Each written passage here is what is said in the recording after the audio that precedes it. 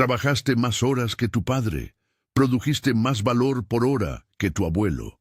Aceptaste condiciones laborales que ninguna generación anterior habría tolerado porque te dijeron que era el precio de la modernidad, de la competitividad, de la globalización.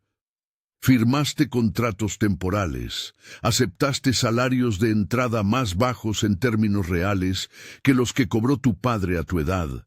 Te formaste más, te adaptaste más, cambiaste de empresa más veces, aprendiste tecnologías nuevas cada 5 años y tienes menos.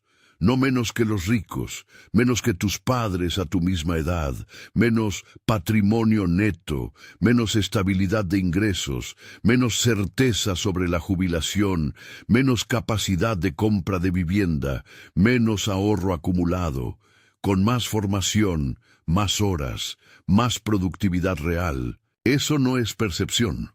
Es un dato documentado que tiene un nombre técnico, un mecanismo específico y una cronología exacta.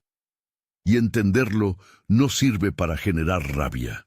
Sirve para dejar de buscar la explicación en el lugar equivocado, que es donde la mayoría de personas de esta generación lleva décadas buscándola.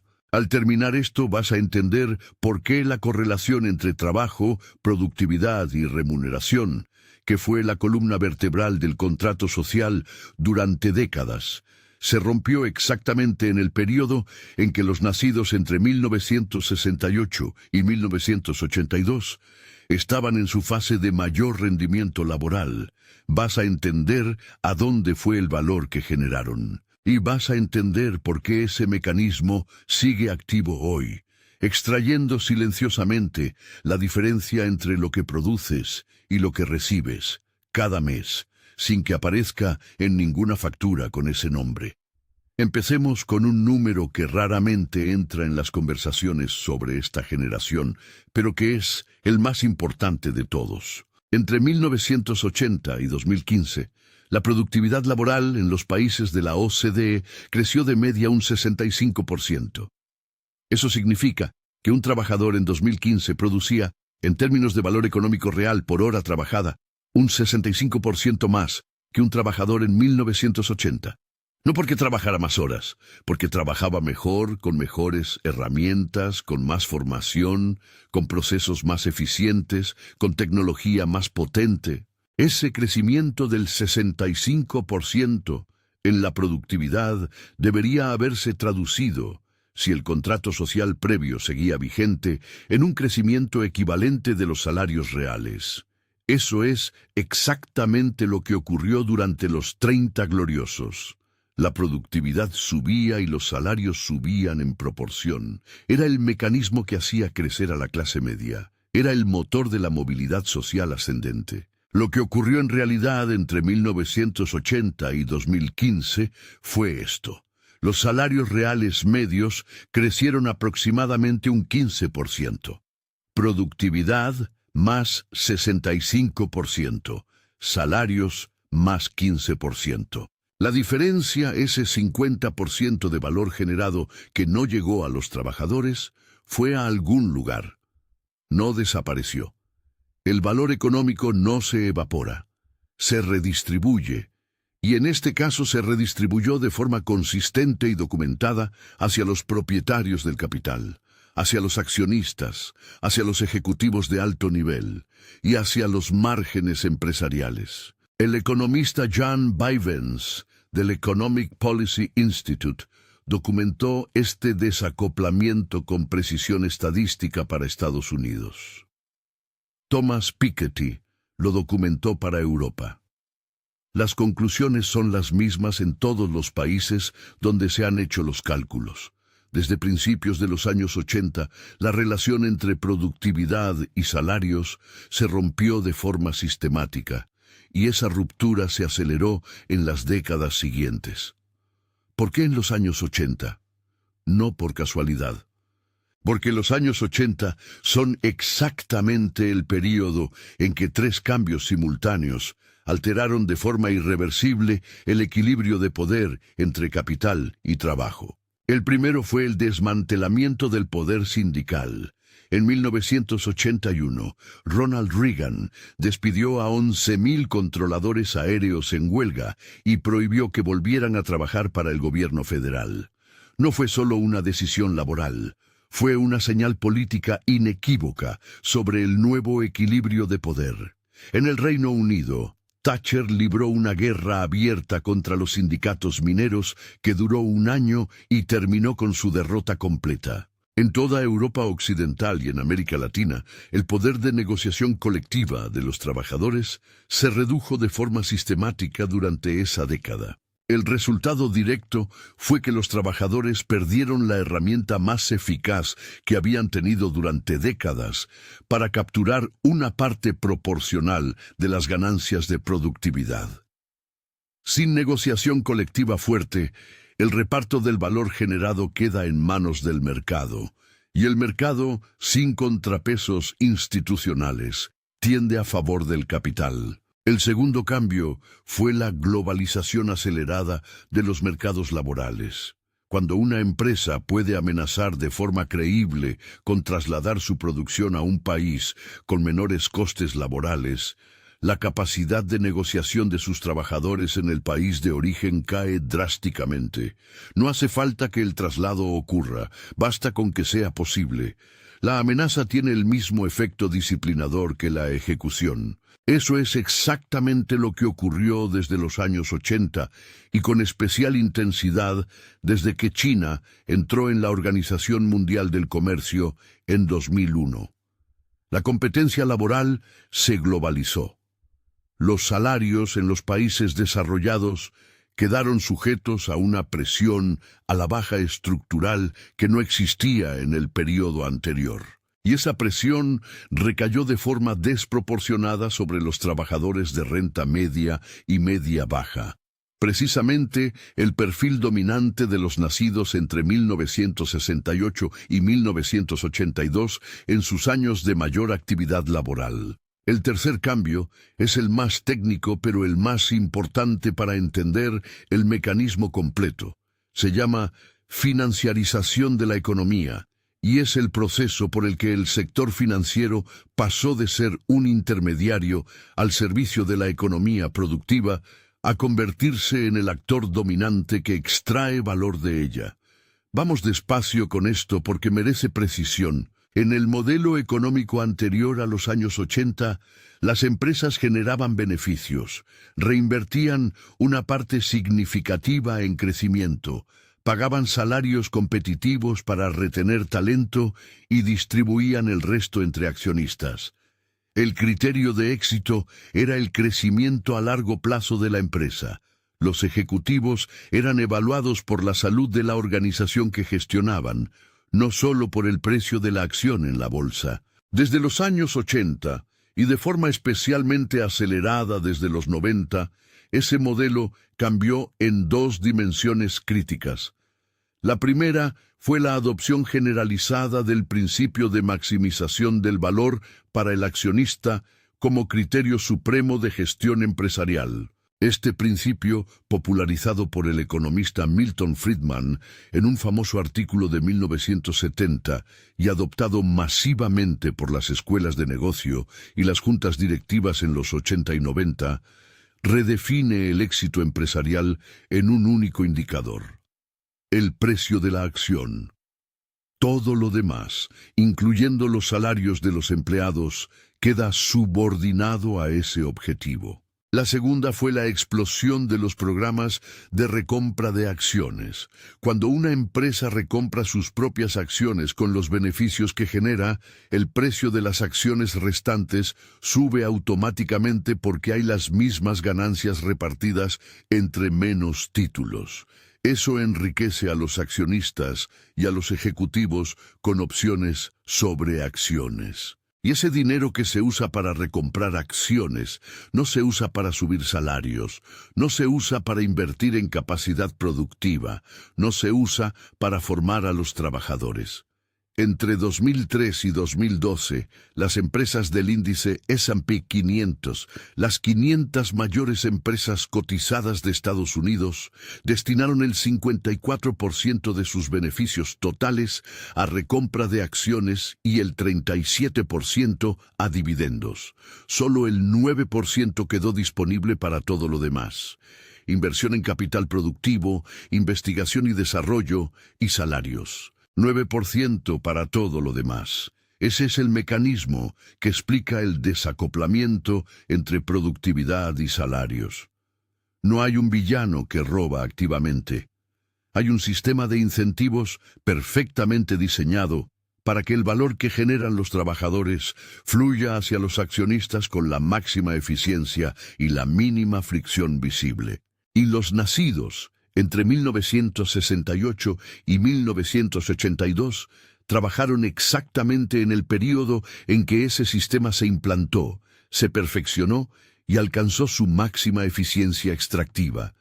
Piensa en lo que esto significa en términos de tu propia trayectoria. Si entraste al mercado laboral entre 1988 y 2002, lo hiciste en el momento en que el nuevo modelo ya estaba operativo, pero todavía se vendía con el lenguaje del anterior. Las empresas seguían hablando de lealtad, de carrera a largo plazo, de crecer juntos. Pero las decisiones reales, las de asignación de beneficios, las de política salarial, las de gestión de plantillas, ya respondían a la lógica nueva.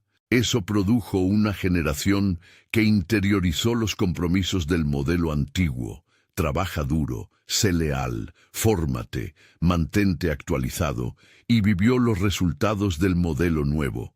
Contratos precarios, salarios estancados, pensiones inciertas, sin poder nombrar la contradicción con precisión suficiente.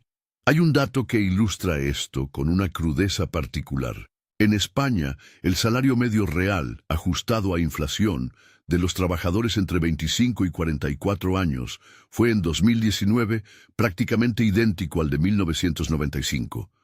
24 años de trabajo, de formación, de adaptación tecnológica, de productividad creciente, y el salario real no se movió. En términos de poder adquisitivo, un trabajador español de 40 años en 2019 no ganaba más que uno de 40 años en 1995, a pesar de que la economía española había crecido significativamente en ese período. Ese crecimiento fue a algún lugar. Fue principalmente a los márgenes empresariales, a los beneficios del sector financiero y al valor patrimonial de quienes ya poseían activos cuando el ciclo de expansión comenzó.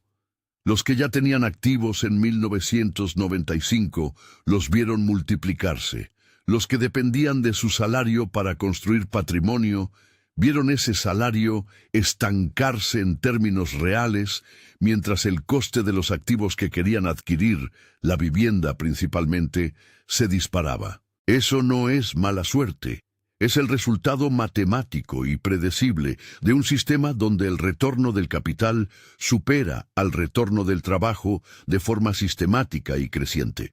Pero hay una dimensión adicional de este mecanismo que casi nunca se incluye en el análisis y que es posiblemente la que más directamente afecta a la situación actual de esta generación. El estancamiento salarial no solo significó menos dinero mes a mes, significó menos capacidad de ahorro en los años exactos en que el ahorro habría tenido mayor impacto por el efecto del tiempo sobre el capital compuesto. Significó hipotecas más grandes en relación a los ingresos para acceder a una vivienda cuyos precios sí subían. Significó menos margen para construir el colchón financiero que el deterioro de los sistemas públicos de protección hacía cada vez más necesario. Es un efecto cascada. El primer eslabón, el estancamiento salarial, genera el segundo, menor capacidad de ahorro e inversión, que genera el tercero, menor patrimonio acumulado a los 50, que genera el cuarto, mayor vulnerabilidad ante la jubilación en un sistema público menos generoso que el prometido. y cada eslabón de esa cadena actúa sobre el siguiente en el momento más sensible del ciclo vital. Ahora llegamos al giro que este análisis necesita para ser completo. Porque si todo lo descrito hasta aquí fuera la historia completa, la conclusión lógica sería el fatalismo.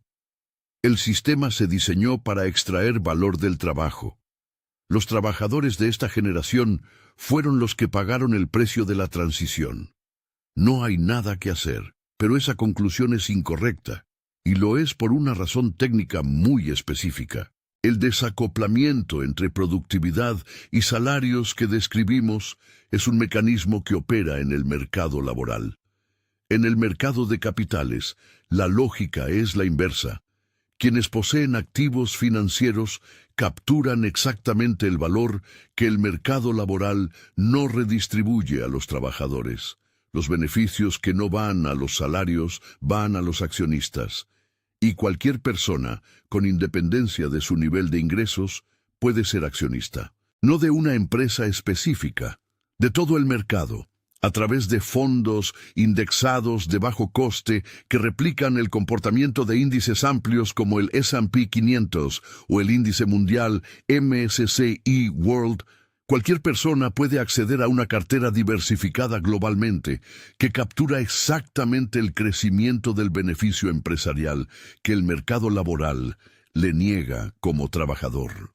Esto no es un consejo de inversión, es la descripción de un mecanismo. El mismo mecanismo que extrae valor del trabajo cuando eres solo un trabajador, lo redistribuye hacia ti cuando también eres propietario de capital, aunque sea una fracción pequeña. La diferencia entre quienes entendieron esto a tiempo y quienes no es de ingresos, es de comprensión del mecanismo, y esa comprensión que durante décadas fue accesible solo a quienes tenían asesores financieros sofisticados o formación económica específica, es hoy accesible a cualquier persona con una conexión a Internet y voluntad de aprender. El sistema nunca te enseñó esto, no porque sea un secreto, sino porque un trabajador que solo depende de su salario es infinitamente más manejable, más predecible y más rentable como cliente de banca minorista que un trabajador que también es inversor que conoce sus opciones. Hay algo más que quiero que te lleves. Esta generación, la nacida entre 1968 y 1982, tiene una característica que ningún análisis de su situación menciona con suficiente frecuencia.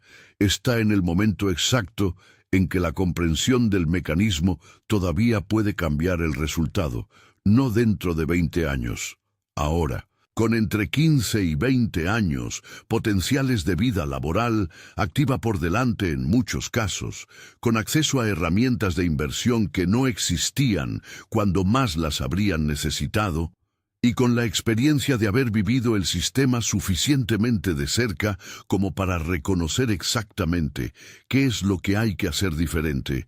Esta generación está en un punto de inflexión donde la claridad sobre el mecanismo tiene valor práctico inmediato. Antes de que sigas con tu día, quiero preguntarte algo directamente. ¿Cuánto de lo que generaste con tu trabajo en los últimos 10 años se quedó en tu patrimonio? No en gastos, no en consumo necesario, en patrimonio activo que crece, en capital que produce rendimiento independientemente de si mañana trabajas o no. Si la respuesta es poco o casi nada, no es porque hayas gestionado mal tu dinero, es porque el sistema en el que operaste tiene un diseño que lo hace estadísticamente probable.